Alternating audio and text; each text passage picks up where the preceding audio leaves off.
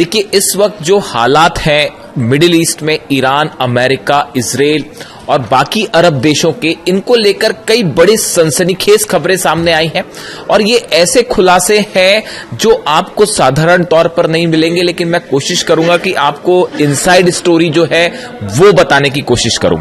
देखिए, एक बड़ी खबर आई है जो कि अमेरिका की तरफ से आई है, अमेरिका के सोर्सेज से आई है और बताया ये जा रहा है कि अमेरिका और इजराइल ने एक प्लान तैयार किया है जिसके तहत यह तय किया गया है कि नवंबर तक, यानी जो अगला भी महीना आएगा, आगे इसी साल नवंबर आएगा, तब तक ईरान के ऊपर कोई बड़ी स्ट्राइक ना की जाए, गजा में कोई बड़ा ऑपरेशन ना किया जाए और लेबनान में हिजबुल्लाह के खिलाफ भी कोई बड़ा ऑपरेशन ना किया जाए। अब सवाल यह है कि नवंबर क्यों तय हुआ है? क्योंकि दोनों जगह मिड टर्म पोल्स है, अमेरिका में भी और इजराइल में तो चुनाव है, इलेक्शन है। ऐसे में एक बड़ी रणनीति तैयार हुई है अमेरिका और इजराइल के बीच में कि नवंबर तक जो है वो कोई बड़ा अटैक ना किया जाए और इस दौरान इकोनॉमिक ब्लॉकेड यानी ईरान की अर्थव्यवस्था को ब्लॉक करने की कोशिश की जाए। ये प्लान तैयार किया गया है। देखिए, जो खबरें हैं छप रही हैं जो वेस्टर्न मीडिया में, अगर आप उसको एनालाइज करें, the United States and Israel are setting into a strategic pause across the Middle East. Strategic pause जैसे रिमोट कंट्रोल चलता है, जब आप टीवी चलता है या फिल्म चल रही होती है, आप उसको रिमोट से पॉज बटन दबा देते हैं तो सब कुछ वहीं रुक जाता है।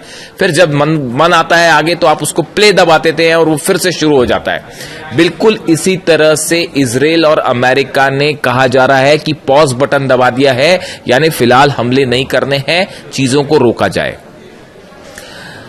अमेरिका इस हालत में नहीं है फिलहाल, इंटरसेप्टर्स तबाह हो गए हैं, मिसाइल्स जो है पेट्रियट थाट तबाह हो गए हैं, बेसिस जल गए हैं। अमेरिका इस पोजीशन में नहीं है कि अकेला हमला कर पाए। इजराइल इस समय हमला करता है तो उसका बड़ा नुकसान जो है वो चुनावों में देखने को मिलेगा और फिर से एक बार पूरे अरब देश जलेंगे। ऐसा नहीं है कि सिर्फ ईरान और इजराइल की वॉर होगा, वो अरब सऊदी भी जलेगा और यूएई भी जलेगा और वो बहरीन और जॉर्डन पर फिर हमले होंगे। अमेरिका की सारी कंपनीज तबाह की जाएंगी, यानी बड़ा इकोनॉमिक नुकसान होगा। इसलिए चुनावों को देखते हुए डोनाल्ड ट्रंप और नेतन्याहू ने प्लान तैयार किया है कि नवंबर तक कुछ ना किया जाए, नवंबर के बाद फिर से बड़ी स्ट्राइक की जाए। बात नंबर 1। 3 बयान आपको बताता हूं, बड़े छोटे छोटे और फास्ट। रूस की तरफ से यह वार्निंग दी गई है ईरान को, केजीबी की तरफ से, और एक बड़े उनके फॉरेन पॉलिसी से जुड़े एक बड़े अधिकारी की तरफ से यह कहा गया है कि नवंबर में या नवंबर के बाद ईरान में ग्राउंड ऑपरेशन हो सकता है। यानी केजीबी और रूस तो बड़ी सटीक वार्निंग दे रहे हैं कि भाई नवंबर के बाद ग्राउंड ऑपरेशन के लिए तैयार रहिए, अमेरिका हमला करेगा और बहुत बड़ा हमला करेगा। ये रूस का बयान आया। चीन अपना डेलीगेशन भेजता है ईरान और बताया जाता है कि इस डेलीगेशन की मोहसिन रजाई साहब से मुलाकात हुई है और ये बड़ा प्लान तैयार हुआ है कि हॉर्मुज लंबे समय तक बंद रहेगा। हॉर्मुज अभी खुलेगा नहीं आसानी से, अब ये लंबा मामला खिंच गया है, आगे फंस गया है।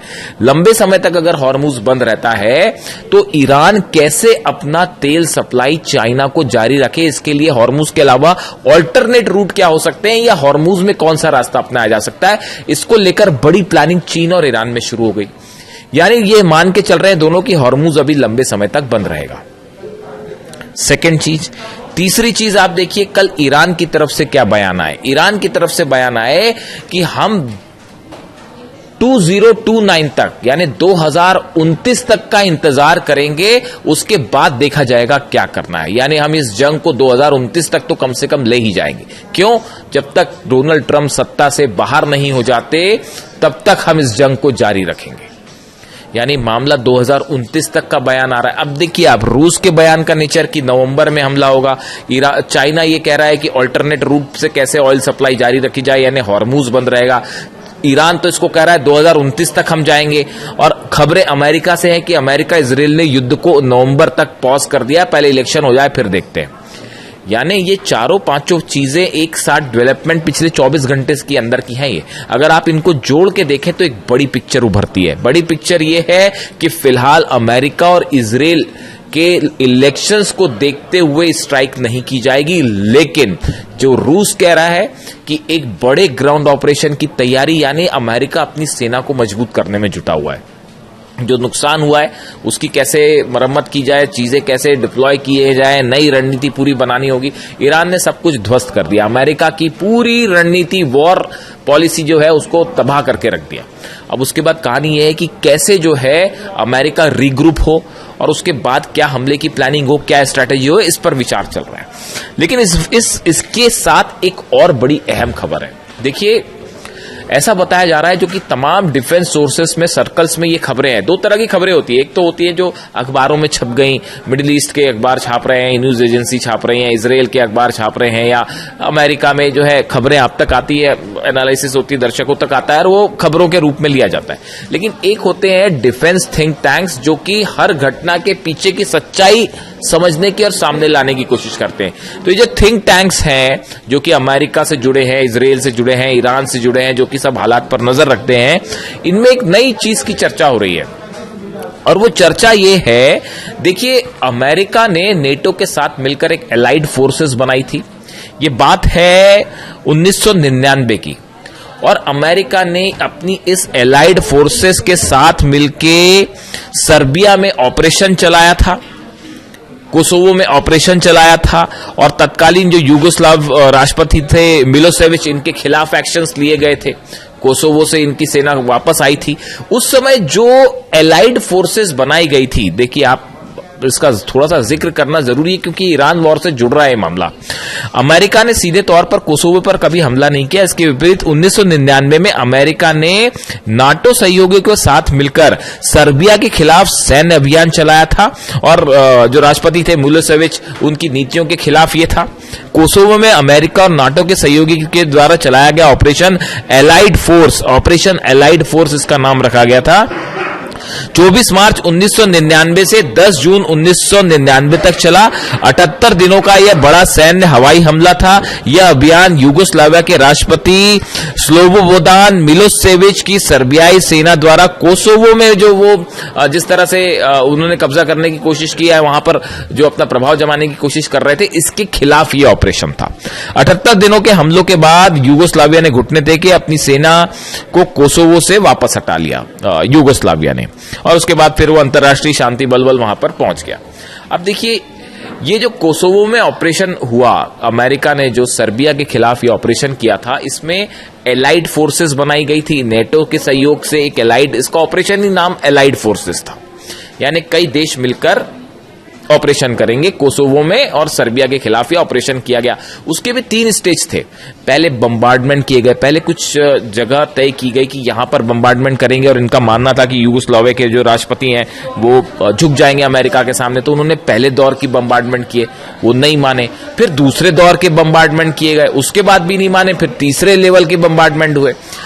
अब हो ये रहा है, बड़े सारे एक्सपर्ट से बताते हैं कि ये जो कोसोवो प्लान था अमेरिका का, जो 1999 में किया गया, एलाइड फोर्सेस बनाई गई, बिल्कुल यही प्लान जो है वो अब ईरान के लिए तैयार किया जा रहा है।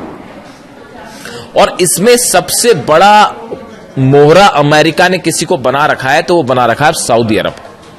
यानी देखिए, 2 फ्रंट खोलने की तैयारी है कि इजराइल एक तरफ से हमला करेगा, दूसरी तरफ से अमेरिका हमला करे, और एक एलाइड फोर्स बना दी जाए जिसका लीड जिसको सऊदी अरेबिया करे, और जिसमें कई अरब देश शामिल हो, और ये इनकी सेना मिलकर जो है ईरान के खिलाफ ऑपरेशन करे। ये जो बार बार आप सुन रहे हैं कि 14 देशों की सेना बनाने की कोशिश है, और ये जो है लाल सागर में जहाजों की सुरक्षा करेगी, हॉर्मुज में ऐसा करेगी, वैसा करेगी, ये दिखावा है सिर्फ। अंदर का प्लान ये है कि अरब देशों की एक एलाइड फोर्स बनाई जाए जिसको ईरान के खिलाफ उतार दिया जाए, और ये प्लान नवंबर के बाद एक्टिवेट किया जाए। और इस पे काम शुरू हो चुका है, ये काम शुरू हो गया है। जो सऊदी, जो नेटो बनाया गया, देखिए इसमें बड़ी सारी चीजें हैं। असल में मामला फंसा कैसे है, इन सब अरब देशों का स्टैंड जो है वो इजराइल के खिलाफ है, खासकर फिलिस्तीन के मुद्दे में सब इजराइल की आलोचना करते हैं। तो मामला यहां बिगड़ जाता है कि अगर इजराइल इनके साथ आ जाए, जो कि आएगा नहीं कभी, कोई भी मुस्लिम देश जो है वो इजराइल को अपने साथ लाने को तैयार नहीं होगा, तो ऐसे हालात में एक तो इजराइल का विरोध, यहां पर मामला जो है वो फंस जा रहा है। दूसरी चीज आप देखिए, ईरान जो है, ईरान की तरफ से जो रिटेलिएशन है, जब ईरान पर आप हमला करेंगे, कोई एलाइड फोर्स मान लो बन भी जाती है, कुवैत की, जॉर्डन की और इजिप्ट सब शामिल होकर मान लीजिए एक एलाइड फोर्स बन भी गई, तो उसके बाद भी क्या वो हमले की हिम्मत कर पाएंगे ईरान से? और अगर कर भी दिया तो उसके बाद ईरान की तरफ से जब पलटवार होगा, क्या अरब देश उसको सह पाएंगे? जो कवर था अमेरिका का वो तो ब्लोन अप है, खत्म हो गया। वो जो डिफेंस मिसाइल वाला जो प्रोग्राम था वो खत्म हो गया। तो अब अरब देश अपनी रक्षा कैसे करें, सबसे बड़ा सवाल ये है। इसीलिए फिलहाल कोई ऑपरेशन नहीं किया गया कि अगर आनन फानन में कोई ऑपरेशन किया जाता और ईरान की तरफ से हमले होते, सऊदी को बचाना मुश्किल हो जाता, यूएई को बचाना मुश्किल हो जाता। और वो इकोनॉमिक अब तो निशाने जो है वो इकोनॉमिक पूरी कंपनियां जो है जितनी वो निशाने पर है अमेरिका की, जितनी कंपनियां हैं वो सब जला देगा ईरान अगर अब की बार हमला हुआ तो। बड़ा प्लान तैयार। अब तो मोहसिन रजाई साहब आ गए। मैं अपने हर वीडियो में मोहसिन रजाई साहब का जिक्र कर रहा हूं साहब। उसकी दो वजह है, एक तो व्यक्तिगत रूप से मेरे को उनकी स्ट्रैटेजी बड़ी, जो मिलिट्री, देखिए हर सबका अपना अपना तरीका होता है। तो मैं भी जब एनालिसिस करता हूं तो कुछ आप मिलिट्री के बारे में जानकारियां पढ़ते हैं कि मिलिट्री वॉर स्ट्रैटेजीज क्या होती है, कैसे बनाई जाती हैं, कैसे दुश्मन पर हावी हुआ जाता है। तो आप जब अलग अलग पढ़ेंगे तो उसमें कासिम सुलेमानी नंबर 1 कमांडर, वो उनका कोई मुकाबला नहीं है। उनको तो डोनाल्ड ट्रंप भी जो खौफ खाते हैं कासिम सुलेमानी से, कि कासिम सुलेमानी होते तो पता ही नहीं क्या कर लिया होता। वो तो ये मान के चल रहे थे तो अब पता नहीं इजराइल का क्या करते कासिम सुलेमानी होते तो अब मोहसिन रजाई भी लेकिन उसी तरह उसी रणनीति पे चलते हैं। उनका भी जो बड़ा एग्रेसिव स्टैंड है, उन्होंने ईरान ने जो 3 स्टैंड लिए, ट्रंप से हम कोई बात ही नहीं करेंगे, 2029 के बाद देखा जाएगा, पहले उसको हटाओ वहां से, सत्ता से, अरब बेसिस खाली करो आप जितने हैं, हॉर्मुज हम नहीं खोलेंगे। जो स्टैंड है वो बहुत टफ कर दिया है एकदम मोहसिन रजाई साहब के आते के साथ ही। अब ईरान फ्रंट फुट पे खेल रहा है एकदम। तो ये जो है वॉर स्ट्रैटेजी है कासिम सुलेमानी, और उसके बाद अब मोहसिन रजाई साहब जो है, मोसाद और सीआईए खौफ खाता है इनसे। इनके आने के बाद से ये बात तय हो गई है कि अब वो कोई डील डाल नहीं होने वाली, हो गया खत्म बात। और वो होगी भी तो वो अपने शर्तों पे करेगा, ईरान जो करेगा। अब कोई उधर से कोई मतलब ही नहीं है किसी की कोई बात मानने का। इनफ बहुत हुआ, ये खेल जो चल रहा था, इनफ इज इनफ कि आज डील हो जाए, अब फिर अच्छी बात चल रही है तो फिर हमला कर दिया उसको, और उसको ईरान ने अपने टारगेट सेट कर दिए। अभी मिडिल ईस्ट में इन टारगेट के साथ आगे बढ़ना है, चाहे जितने दिन चले जंग चले।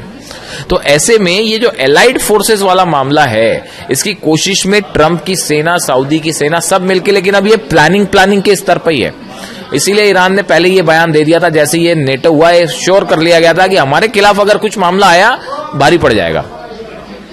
तो अब देखने वाली बात यह है कि क्या ये जो एलाइड फोर्स का ख्वाब देख रहे हैं डोनाल्ड ट्रंप, क्या ये पूरा हो पाएगा? क्या नवंबर के बाद ग्राउंड ऑपरेशन की तैयारी है? और ईरान तो जो जंग की तैयारी कर रहा है, वो तो कल बयान आ ही रहे हैं वहां पे कि जितने हमारे ड्रोन खर्च हुए उससे ज्यादा ड्रोन हमने बना दिए हैं, जितनी मिसाइल खर्च हुई उससे ज्यादा मिसाइल बन गई हैं।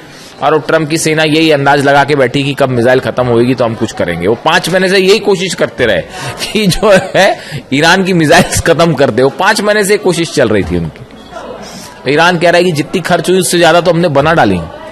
तो अब हालात ये है कि ये पूरी वस्तु स्थिति जो आपको देख के भले ऐसा लग सकता है कि अभी जंग रुकी हुई है, हमले नहीं हो रहे हैं, लेकिन पर्दे के पीछे बड़े सारे खेल जारी हैं। मिडिल ईस्ट असल में ऑयल और गैस, नेचुरल रिसोर्सेस का क्या कहें आप, हब है, हब। यहां सब कब्जा करना चाहते हैं, सब अपना प्रभाव लगाना चाहते हैं यहां के रिसोर्सेस के चलते। अब हर देश अपनी समझ के मुताबिक, इसीलिए ईरान कह रहा है कि अपनी समझ से काम करिए, किसी की गोद में मत बैठिए। अमेरिका कोई बचाने नहीं आने वाला। यही बात अली खामनी साहब ने भी कही थी। Anyway, thank you so much. Video कैसा लगा कमेंट करके जरूर बताएं। मैं आपके सारे कमेंट्स पढ़ता हूं, कोशिश होती है जवाब भी देने की। Thank you so much.